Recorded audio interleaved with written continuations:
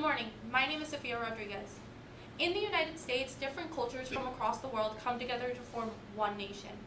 You may have heard the metaphor, America's like a melting pot, where different cultures come together to form one race. But this is a common misconception. It is better to refer to the United States as a salad bowl, where different cultures come together to coexist as their own separate identities. This concept is taught through multicultural education. Multicultural education is defined as the concept of different school practices and programs designed to teach kids about diverse culture through educational equality. Race, gender, sexual orientation, and religion. All of these are just a few of the components that make up the human race. Schools across the United States have begun to change the educational framework, allowing for the teaching of acceptance. In order for multicultural education to fully be incorporated into a curriculum, children must start learning at a young age, which begs the question, to what degree does exposure to multicultural education benefit a child's perception of race? Racism and intolerance have circulated the United States since the times of slavery and segregation. On the left side of the picture, it displays Plessy versus Ferguson, and a court case issued in 1896. On May 18, 1896, Plessy versus Ferguson ruled the ruling separate but equal, requiring it by law for every African American child to attend a different school than their white counterparts. Although separate but equal was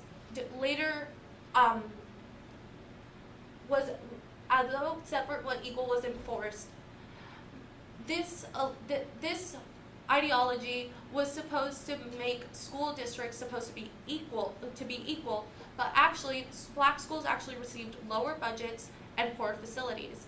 But this ruling was soon overturned by, on the right side as displayed, by the 1954 court case Brown versus Board of Education. The Brown versus Board of Education court case ruled that Plessy versus Ferguson violated the concept of equal protection and due process under the 14th Amendment of the Constitution. But the Brown versus Board of Education also broadened the minds of many of those who were struggling with their preconceived notions about different cultures across the United States. Scientifically, children benefit the most of multicultural education. As children begin to learn how to read and value the importance of reading, it is important for them to perceive the characters in their books to be like them in order for them to be able to connect. The brain's best time to understand emotional and social development is from birth until about 12 years old. But as we can see in the picture, the child is asked to show the doll which is the nice one, or the more desirable one. And the study was soon discovered that it was conducted to show the stereotyping of black people as bad, while white people were considered more nice and more desirable. Within the Clark doll experiment, children were often confronted with terror and hostility, about around 70% of them, whenever they chose that the black doll was the one that was considered bad, because of the prevalence of racism in the 1960s. Children learning in a multicultural environment allows for a child to understand different cultures and understand in order to develop positive tolerance. According to Gerald Pine and Asa Hillard in their article Prescriptions for Racism, Imperatives for America's Schools, schools have been dominated too long by the attitudes, beliefs, and value system of one race and class of people. In a multicultural environment, race is perceived as an evil ideological and political tool used to subordinate people of color. While in a monocultural environment, it is viewed as one-sided or closed-minded.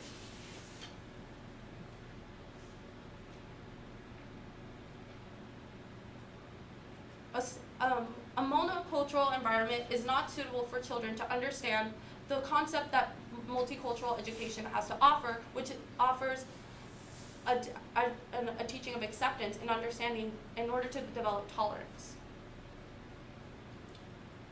Leila Abu Lovegood, in her article Muslim Women in the West, discusses that many aspects of societies around the world cannot be understood without reference to history and influences of the major religions regarding which people live their lives.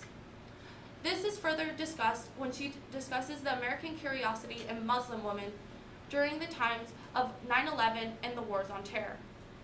The Wars on Terror suddenly increased the amount of stereotypes and against Muslim people, and more specifically Muslim women, according to Leila Abu-Lughod.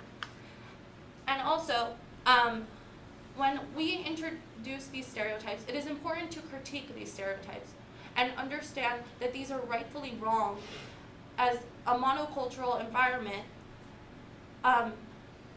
uses studies like psychology and biology and history to justify the means of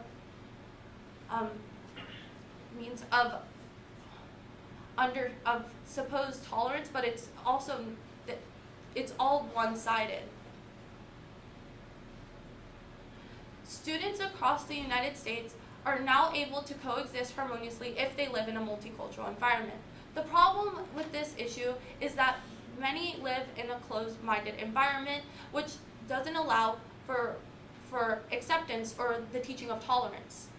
But soon in the future, the gradual process of incorporating multicultural education can remain as the way that the U.S. is viewed by children around the world that are taught to read between the lines of a textbook. Thank you.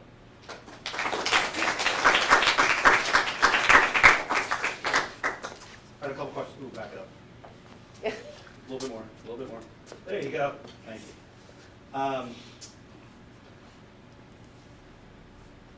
Tell me how your research question evolved as you moved through the research process.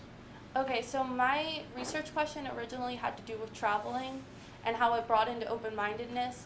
And it was really difficult to find psychological studies that justified how traveling broadens the minds of people, because it is ongoing.